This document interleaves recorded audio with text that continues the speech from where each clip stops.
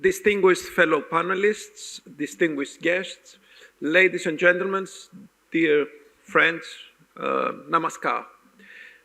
It is a great privilege and honor to be here today at this year's Raisina Dialogue to present Greece's standpoint on the cooperation dynamics of two pivotal regions with major geopolitical leverage, the Indo-Pacific and the Mediterranean Atlantic. And next year, we're hoping to get to the Agora as well.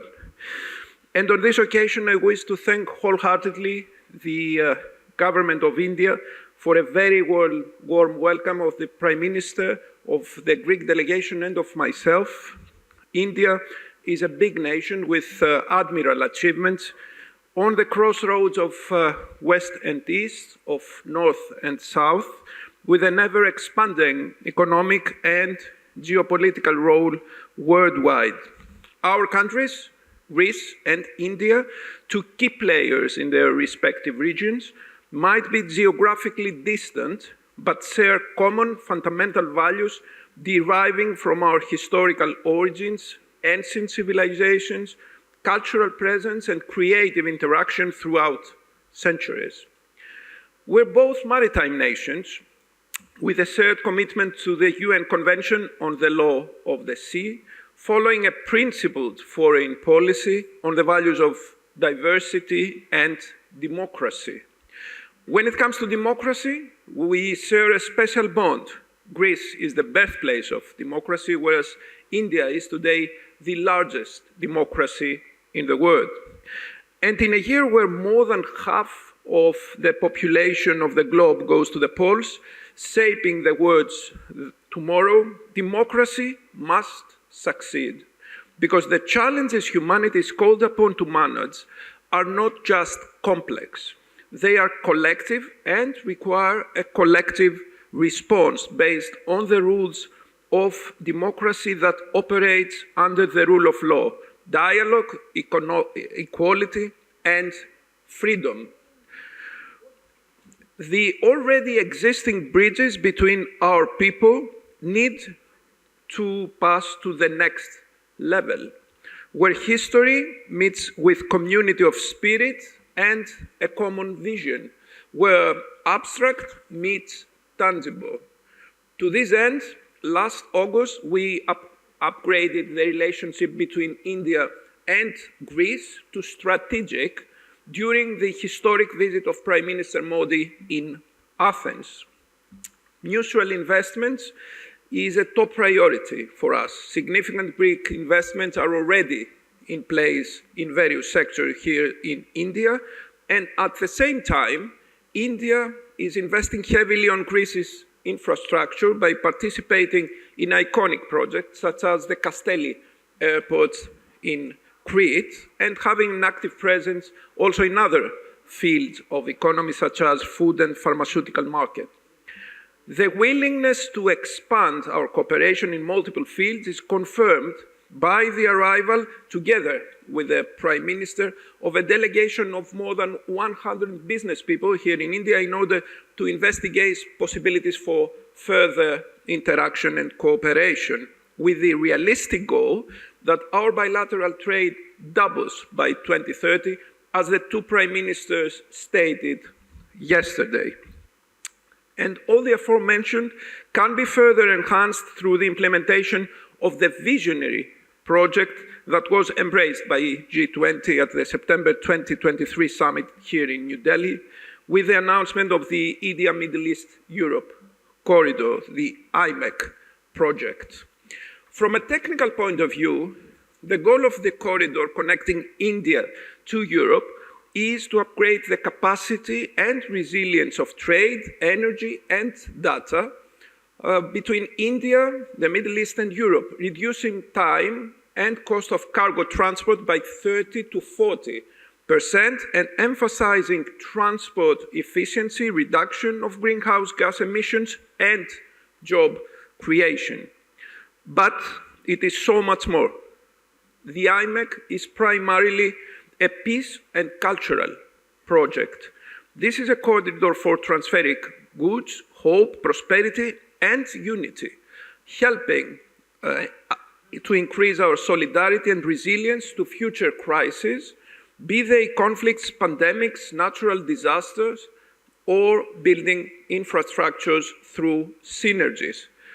Greek ports can and should be the corridor's doorstep to Europe. Since ancient times, Greece's strategic location at the physical and cultural crossroad where three continents meet has been a corridor for trade in goods as well as knowledge. We possess a leading role in energy, data, and transport networks, and at the same time, Greek ports provide a dynamic eastern gateway for Asian projects to the 500 million consumers' European market. With maritime expertise and a fleet that is world leader in the safe and rapid transport of goods and energy.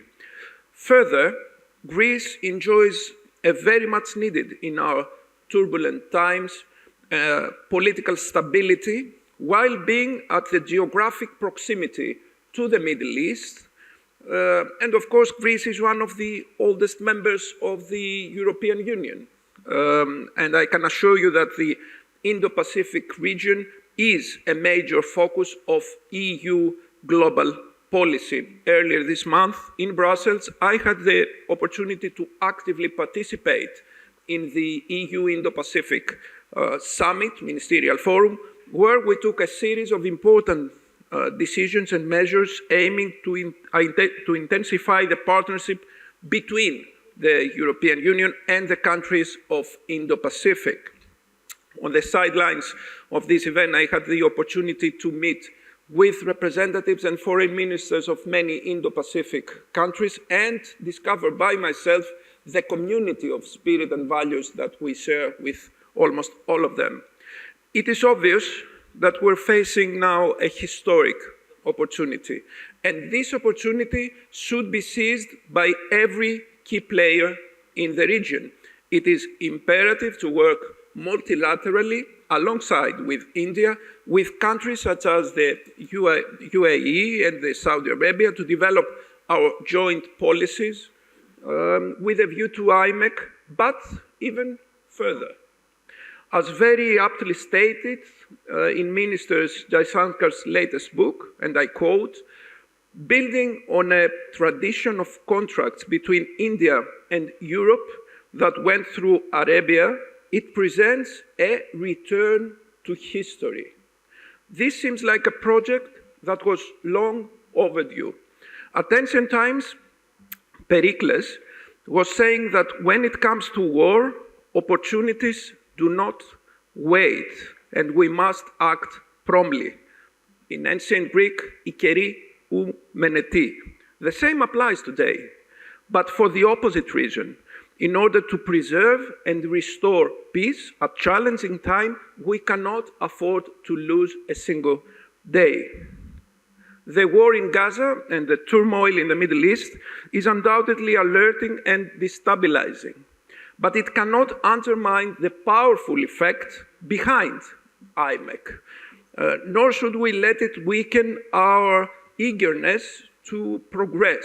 Instead, it can be a way of healing wounds in the broader region.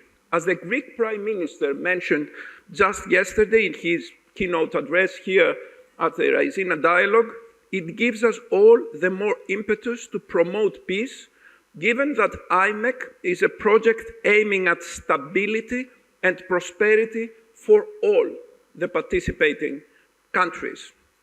And my message today is that Greece and India are ready to do whatever in their power to make this visionary project come true for the sake of democracy, for the sake of global prosperity. In Gandhi's words, you must be the change you want to see in the world. Vasudhaiva Kutumbakam. The word is one family. Thank you.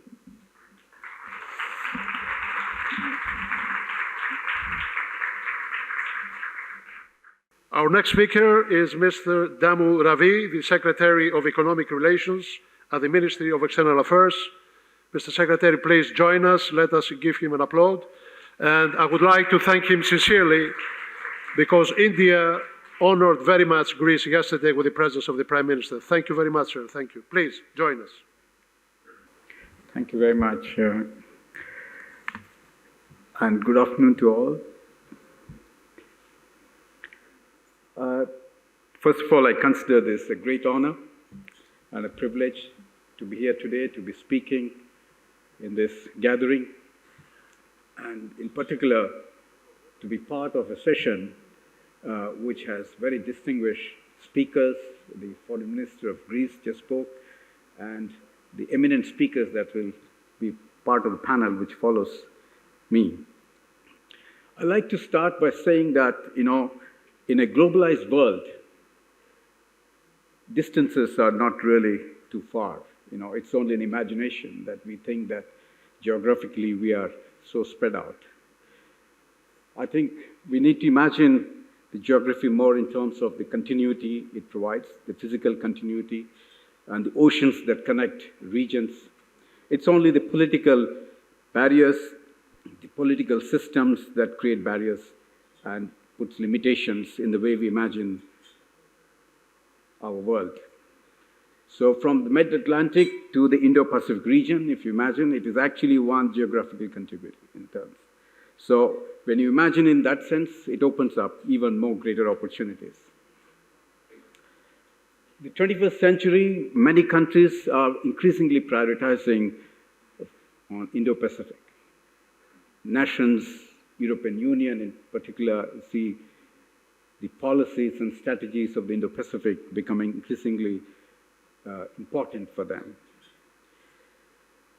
But I must say, the focus and the growth of the Indo-Pacific region did not happen in a vacuum. It has certain conditions that allowed that growth to happen.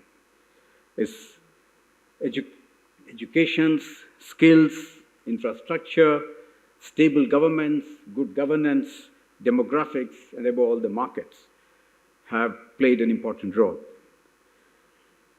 But there's also another important aspect that we need to recognize, which is the synergistic relationship amongst nations. Now let's look at Europe, and the European stakes in the Indo-Pacific region has not happened now. It has been happening quite some time. If you look at the trade of the EU, 50% of the external trade actually move into the Indo-Pacific region. The investments and technologies have a significant synergistic relationship in this part of the world. So the trade technology, the trade agreements, technology continue to play a role in stimulating growth in the Indo-Pacific region. Given this broad understanding, India becomes central to the Indo-Pacific policies and strategies of the countries.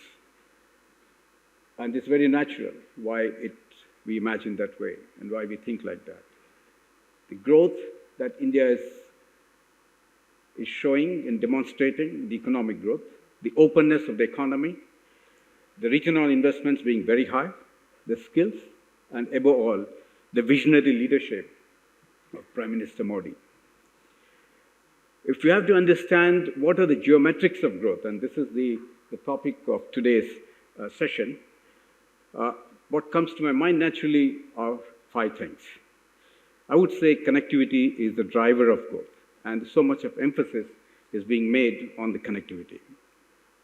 It's a road, rail, airways, sea, and the 5th dimension of it is digital connectivity.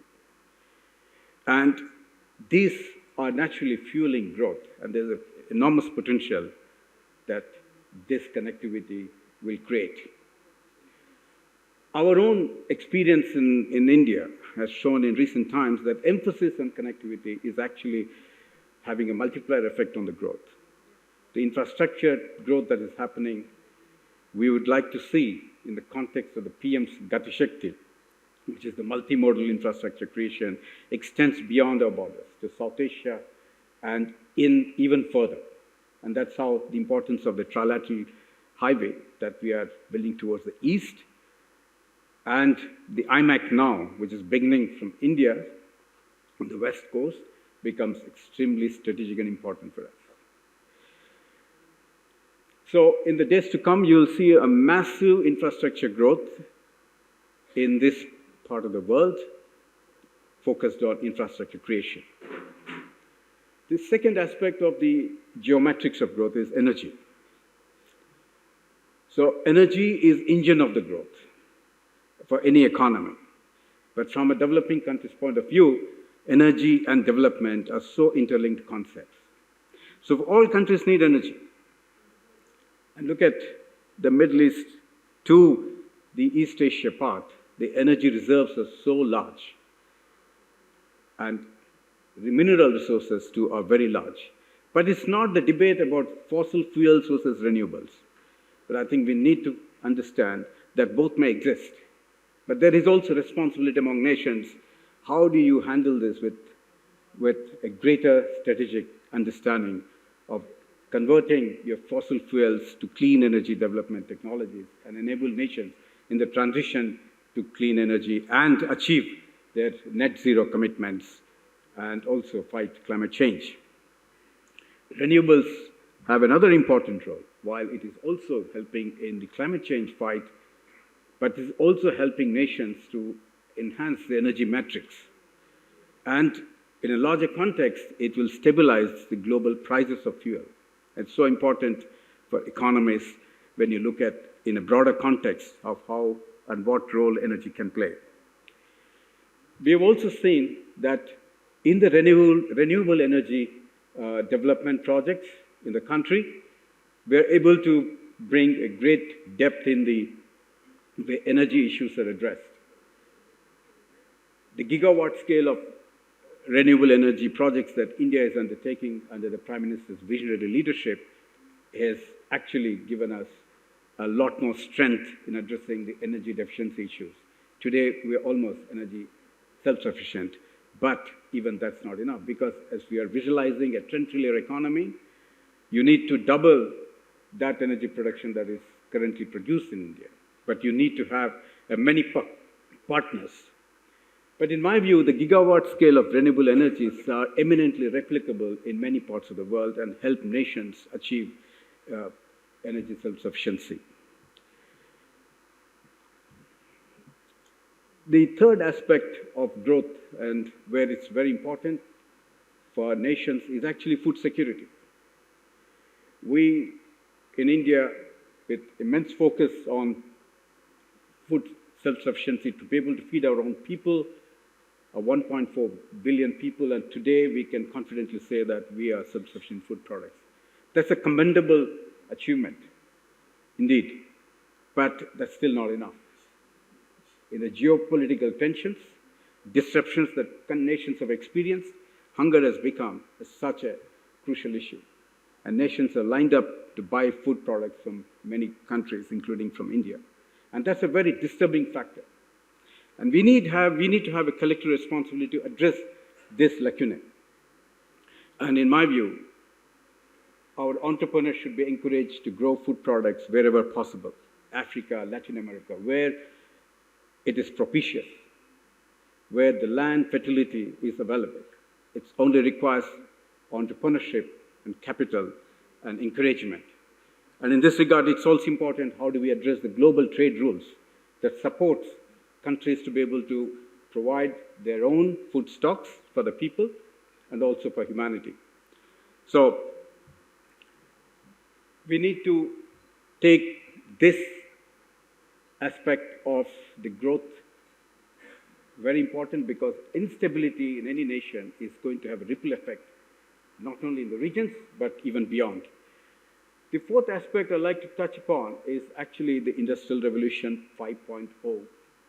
Even as nations are developing their own digital technologies, India has shown the way. The digital public infrastructure brings efficiency in governance, transparency in the way we handle things, empowerment of common man through direct cash benefits, the fintech revolution. But we need to also enable nations to live and work humans as besides the new age visions, particularly the AIs, the robotic engineering, the 3D technologies.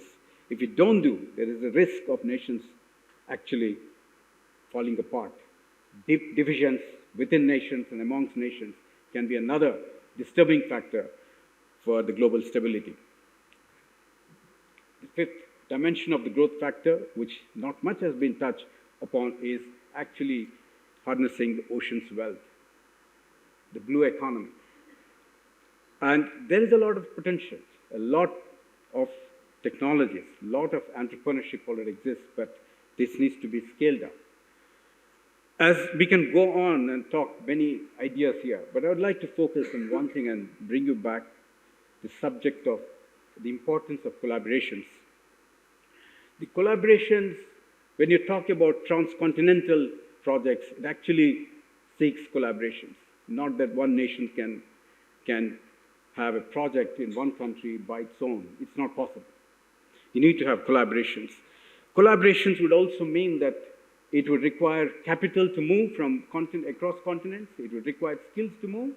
It will require people to move from across continents. And that's where I believe is India's proposal of mobility and migration becomes very important to drive these collaborations. And collaborations at the end would need to create win-win situations. Ladies and gentlemen, I would like to conclude by saying that while we are focusing on the positivities of the growth metrics in this region, in the vast expanse of the Mid-Atlantic to Indo-Pacific, we also have to be wary about what can actually put this off the balance. The geopolitical tensions that we have seen have actually enhanced the fragility and vulnerability of nations. And we need to be wary of that. And more often than not, you'll also see nations in crisis tend to be nationalistic. And that will be a limiting factor in the way we understand this entire region's potential. So that brings us to the strategic understanding in the way we see growth, the diversification. We haven't really addressed this challenge in a strategic way. Supply chains diversification, alternatives that we need to create, alternative supply chains, alternative manufacturing zones. Critical minerals cannot be concentrated in one part of the world or one country. That's a danger there. Energy cannot be concentrated in one part of the world or one country. There is a danger there. These are all perils for the growth. And I know that like-minded countries across this vast expanse of the geographical spread, the Mid-Atlantic to Indian Ocean, the like-minded countries will be able to stitch the narrative in a positive way and build collaborations for the good of our people and prosperity. Thank you very much.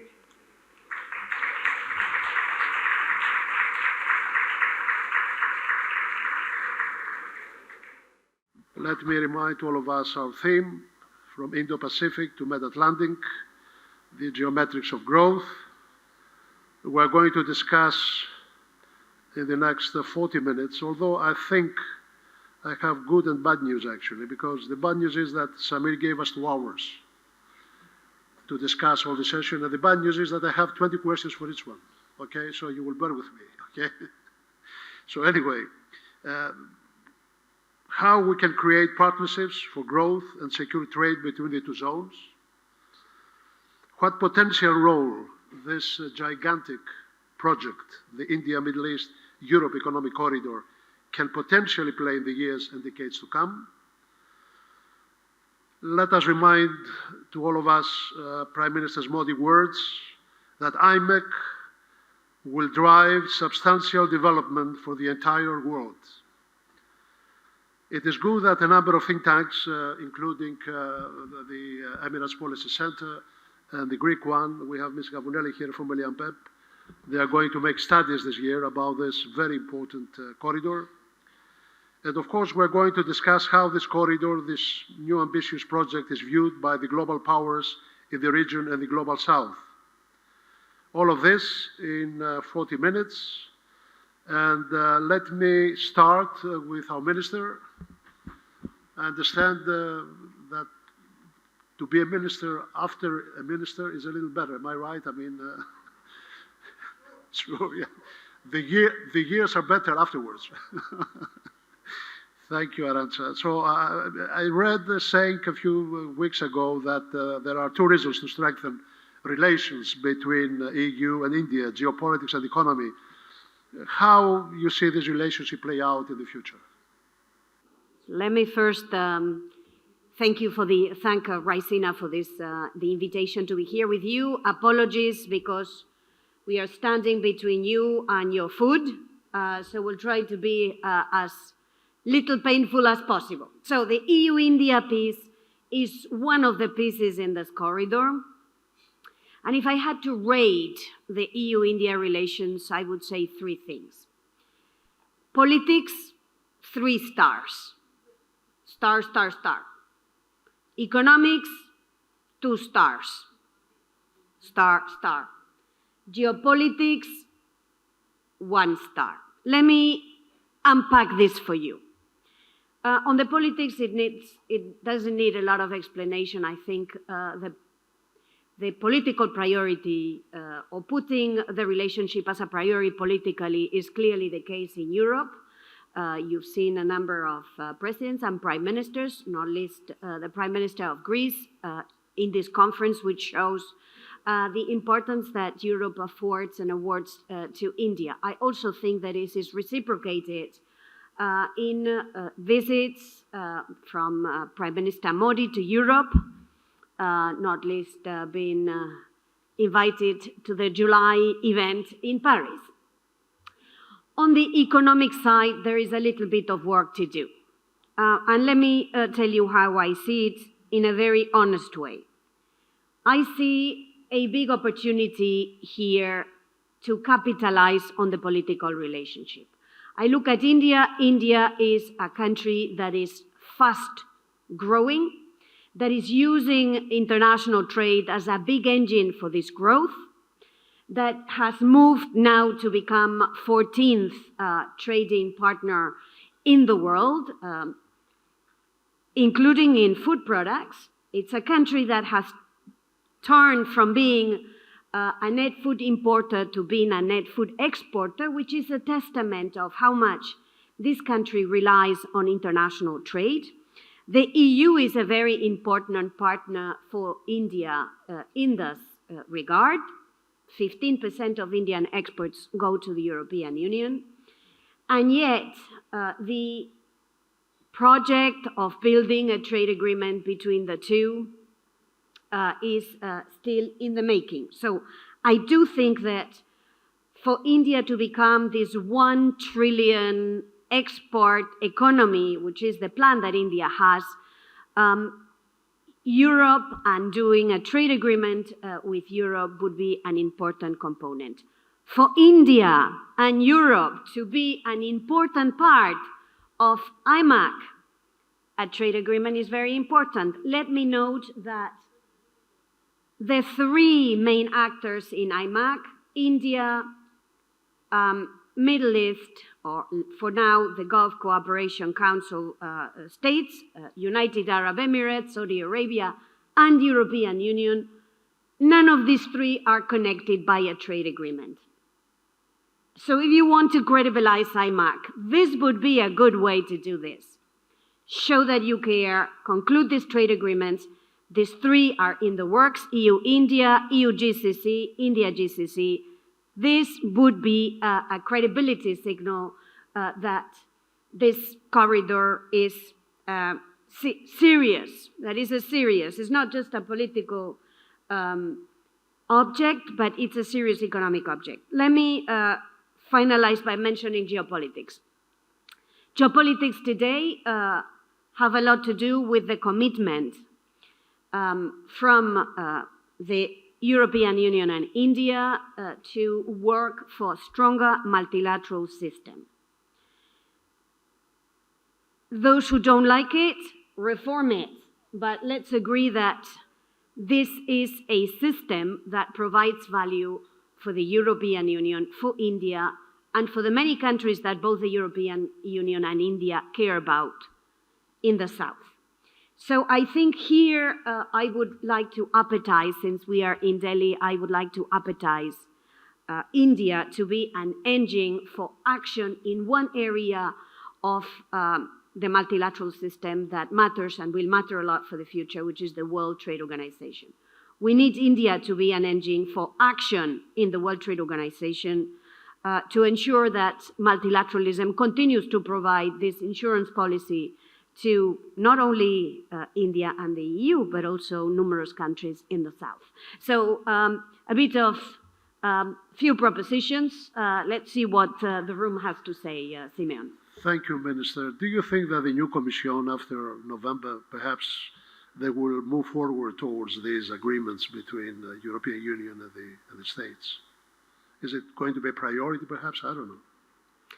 I think a political priority without a translation of this political priority in action on the ground, it's a nice dream, it's a good to have, but it's below potential. So I do hope, first I do hope that the results of the elections in June will result in the majority, the center of gravity of European politics to be in the traditional social democrats, Christian democrats, liberals and Greens. Let's hope that this is the result of the election for European voters to decide. But irrespective of the result, I do think that building a strong relationship with India would be a little bit more credible if it was anchored on both sides, on the Indian side and on the European Union side, with concluding this agreement that has been in the making for many years and that now has a very extra additional value, which is contributing to the NEO corridor. Thank you very much. Let's go to Dr. Abdesam Al-Khatbi. Let me give my humble congratulations for the unbelievable conference that you organize every November. Thank you. Dr. Al-Khatbi, UAE has a unique geographical location and historic ties with this region. It is a bridge between Indo-Pacific and Med.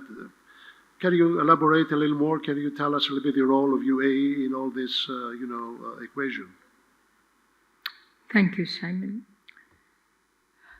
Yes, UAE is a small country, but I'm always saying dynamics to turning challenges to opportunities, and IMEC one of those opportunities.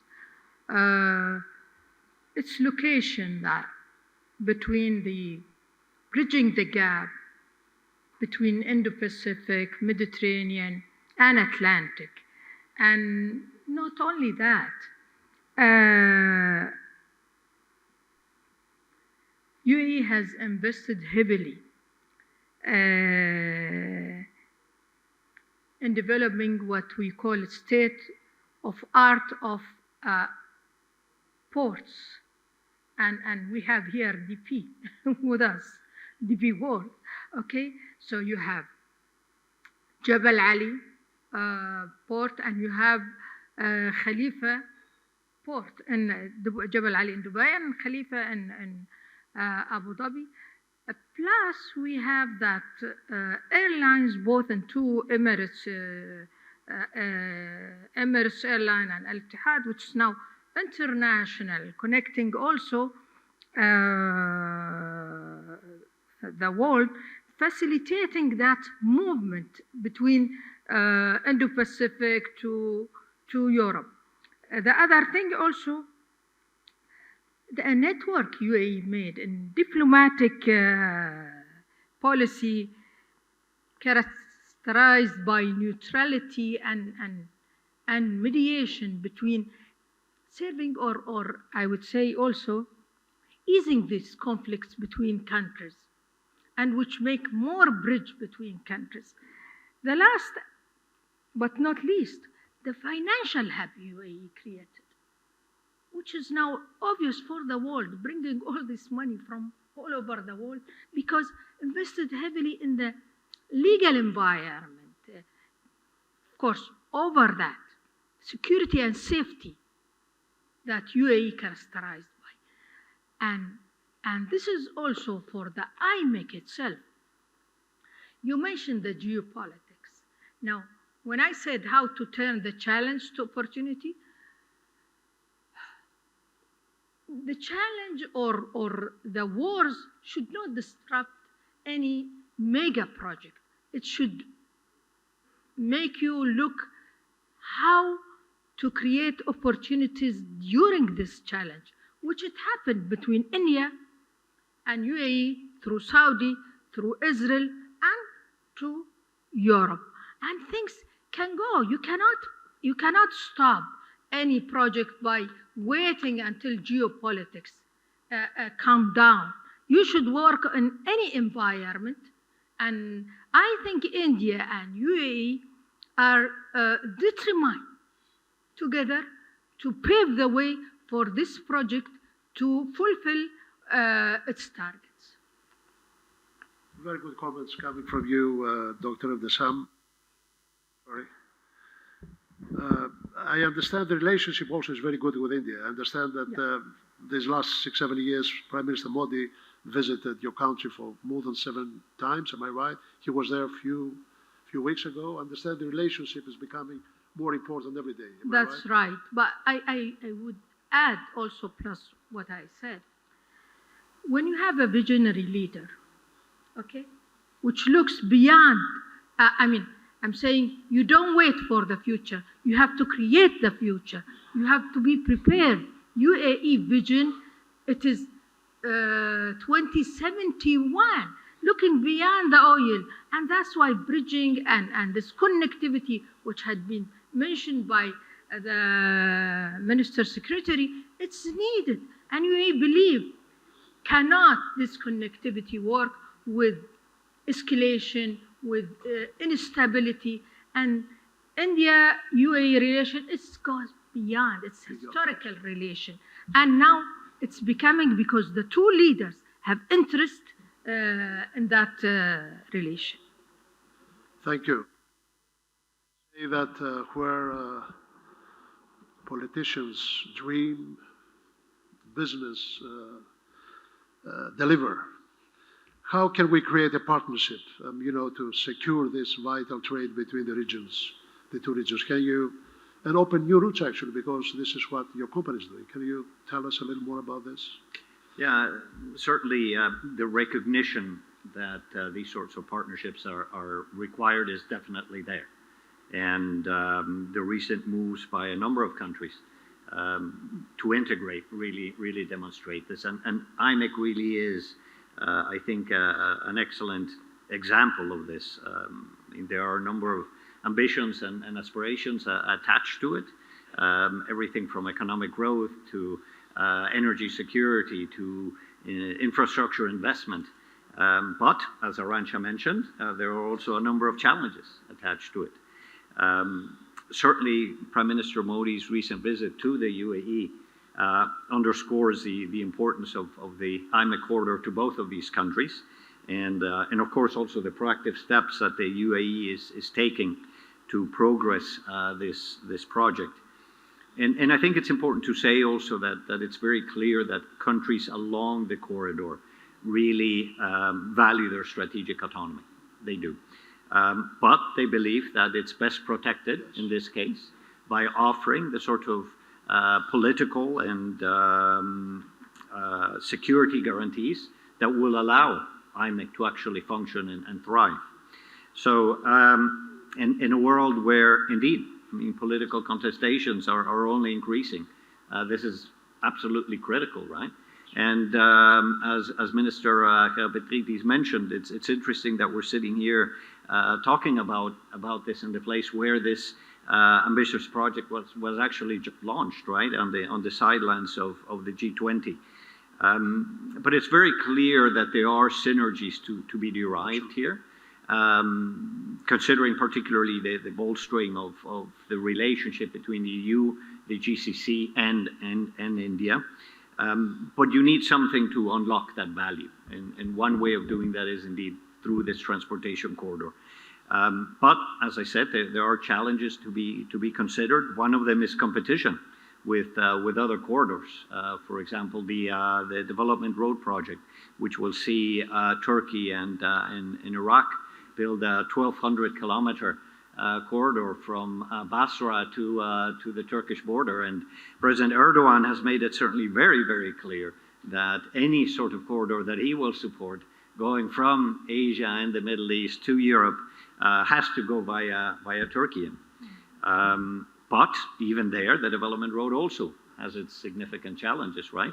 I mean, obviously, feasibility studies have suggested that the project is additive to busier routes like the Suez Canal. But you also have to look at the fact that it has nowhere near the capacity. On a yearly basis, you have about 88 million containers that pass the Suez Canal compared to about 3.5 million that are projected for this particular corridor. Another challenge, and Arantxa and I were talking about this just before, is the cost of development. Clearly, you can mobilize private investment and public investment, and there are a number of parties that are going to benefit and are heavily incentivized to participate. But at the end of the day, it's really unclear who is going to foot the bill for this thing. And finally, of course, geopolitical tensions are going to affect timelines, are going to potentially impede progress of the measure that you would like. So, I mean, taking all of this into consideration, having said all of this, clearly for companies such as ours, which are very interested in the diversification of trade routes, projects like the IMEC, of course, hold promise as a game changer, potentially, and clearly a vital bridge between the Indo-Pacific and the Med. And we ourselves see an opportunity to participate and to support by investing to the extent that that is permissible for a private sector company. So I think we still have to wait for the details of the practical implementation, the operationalizing of the corridor, but we believe that overall, corridors like that one, and indeed also the development road, have significant advantages. They help secure regional supply chains, they increase trade accessibility, they improve trade throughput, which is absolutely critical. They reduce cost, which is key. They increase efficiencies, reducing also the time in transit, which also has sustainability benefits. Enhance the economic integration, right, which is critical, and generate jobs. And so, I mean, for us as a company that last year we handled about 11.4% of total global trade, disruption really has become a constant, right?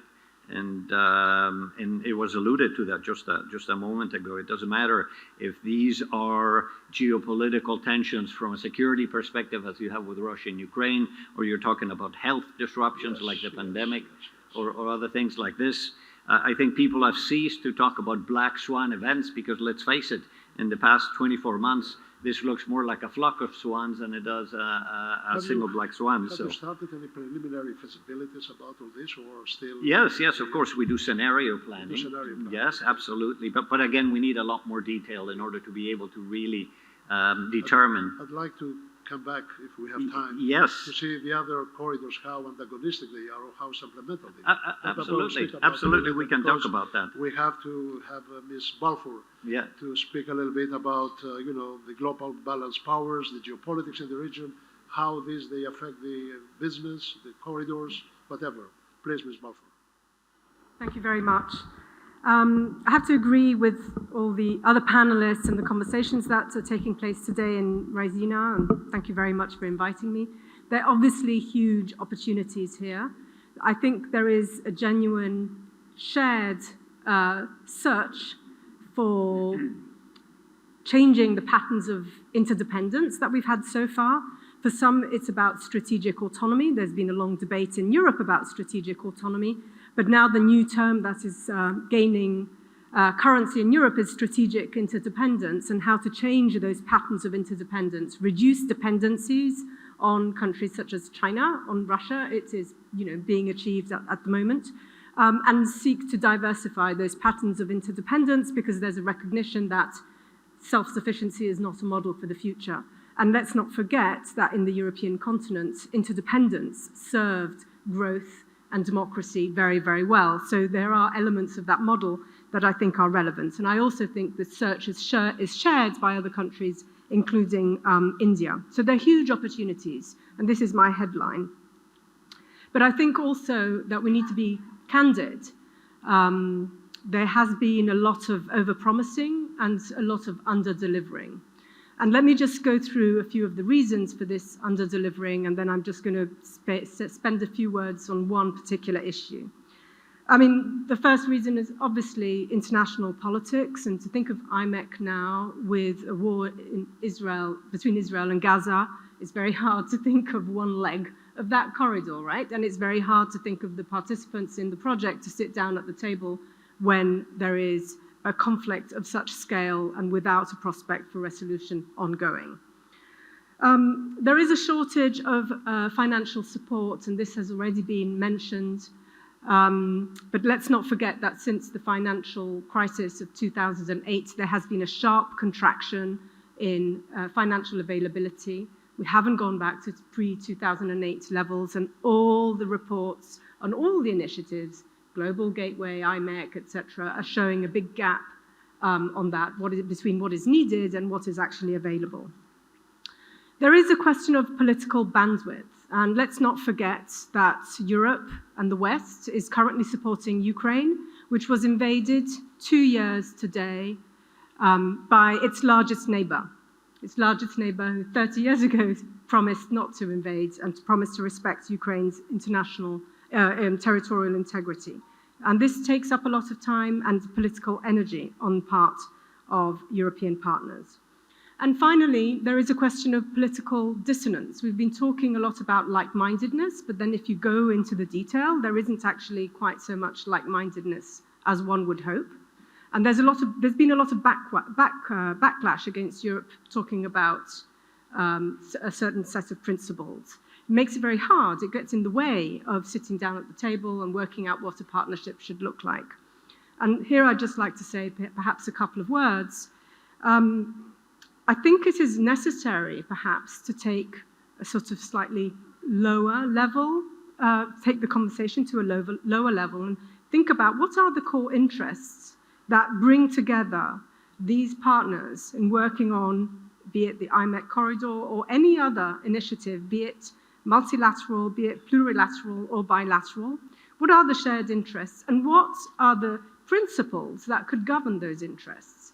Because the so-called values that Europe has been preaching and that many countries around the world have been criticizing, they're not abstract values. They're very pragmatic principles to guide relations. They are pragmatic in the sense that they are intended to make investments predictable, to create a context in which businesses can operate, to create a context in which you can build people-to-people contacts. You can build shared projects in education, higher education, etc. That's what those principles are actually about. And I think that perhaps if one takes a step down and looks at issues in a more granular way, rather than in this sort of big 360-degree ambitious projects, then maybe that could be a way to make things move at a very concrete and empirical level, and not just at the level of rhetoric and commitments. Ms. Balfour, since you mentioned Ukraine war, I understand there is also in Europe this huge Three Seas initiative. And they are considering the possibility that IMEC, perhaps one day, not in my years, perhaps will be connected with this route. I don't know. This is a very ambitious plan, but we have, yes. Yeah, I mean, when thinking of IMEC, and there have been a lot of references to ancient civilizations, I thought of Petra.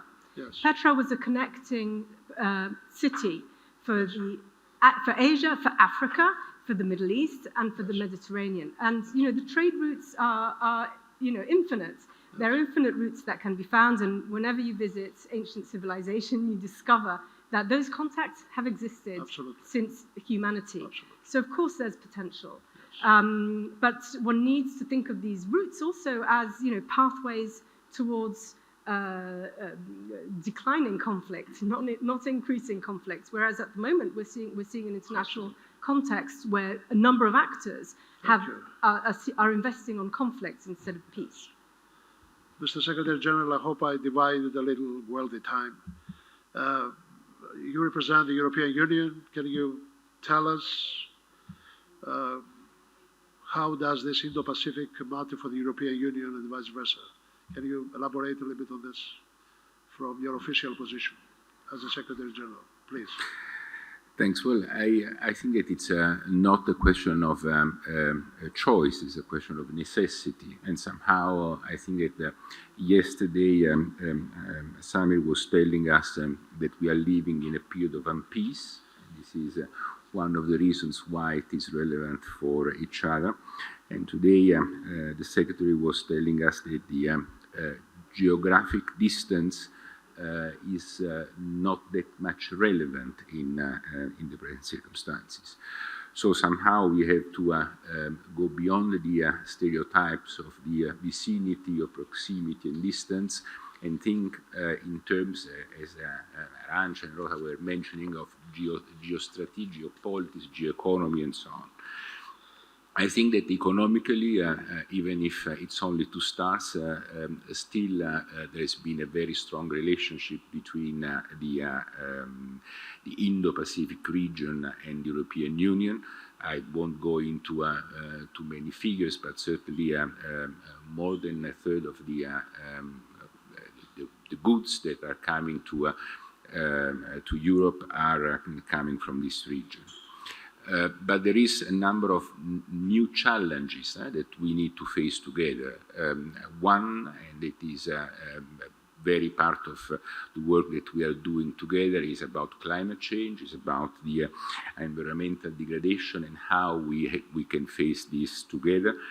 I would add that there is another one which is very interesting and positive and constructive agenda, which is the one on digital and now on artificial intelligence, where there is a lot of communality.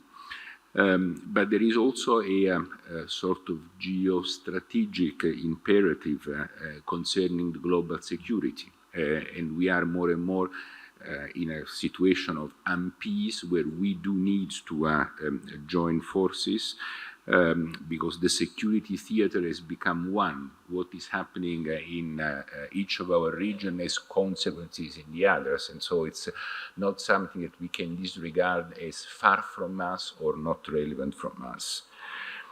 And the security has become also much more complex and multidimensional. It's not only the hard security, the military security, but it concerns cyber, hybrid, manipulation of information, and concerns economic security, which we have been discussing in a way. And in a world that has become much more fragmented, much less predictable, there is a need to work on the engagement side of our relationship, because we need to have a diversification of our supply chains, a reduction of the over-dependencies, and for this we need a much more broader wealth of countries to work with. And I would think that there is also an additional element which has been somehow floating in these days, which is the need of redefining the global governance, or at least to redefine the way we are thinking a world which is based on growth, on justice, on equity, and that's something that maybe should be much more present on our agenda. We have now the Summit for the Future in front of us. I'm not saying that it's the beginning or the end of the process, but certainly we should engage much more in a discussion which is focusing on a number of elements that can go from the governance, how we co-design the future of the world, on financing and financing for development, and how we create and we manage to find the resources that are needed to cover all the different needs, and is based on a human dimension. Call it migration, call it people-to-people contact, which is an issue on which we will need to work in a much more cooperative spirit. Mr. Secretary, how inclusive for all stakeholders, this partnership can be? I mean, I think European Union needs to, and it does, pay a lot of attention to that. Am I right? Well, I think that it needs necessarily to be inclusive. I was saying I believe very much in the idea that the time when there was one model that had to be imposed to the others is gone. We are in a period where we need to define together a number of elements. We need also to accept that we may see things not necessarily the same, and there are nuances, differences, and we have to be able to manage this, to manage the complexity of the differences. But this does not mean that there must be no rules so that everything is acceptable. I don't want to go into what has already been said, but there are some points, some elements of rules that we need to define together, be it in the context of WTO, be it in what is happening with the aggression and use of force to change things, on which we need to agree, and on which we need to define how we can live in a world which is not based on the power of might. Thank you very much. Before I give you the floor to all of you for a 1-minute comment, let me open the floor because maybe we're going to have a number of questions from the floor. Yes, thank you very much for the very interesting panel. I'm Elena Lazaru. I'm here with a specific hat for this conference, which is my hat as a senior fellow at IMEC, the Hellenic Institute for Foreign European Policy, and as a fellow at Chatham House. I have two questions. One is about to the minister about the FTA. I read today, this morning actually, that farmers' protests are about to begin here in India, and this is something we're experiencing quite a lot in Europe as well. Agriculture is a very big issue in the EU-India FTA, and as someone who's lived in Latin America, I've seen it be an issue with other FTAs as well. So I wondered, how can dealing with the issue of agricultural concerns also help the EU and other actors move forward with ambitious free trade agreements?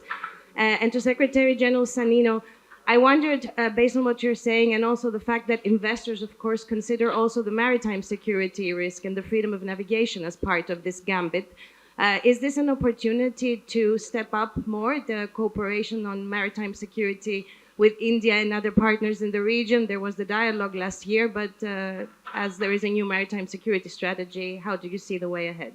Thank you. So, Minister and Mr. Secretary General. Yes. So let me say that farmers are hurting in many parts of the world. And we should be listening to the farmers, but more importantly, we should be getting the right diagnostics and, if possible, support them. Now, why are they hurting? First and foremost, because they are incredibly impacted by climate change. And this tells us that we need to do something serious about climate change, but also involve them in the design of the responses and involve them into solutions for farming, since they know best. And at the moment, we've not been doing a lot of that.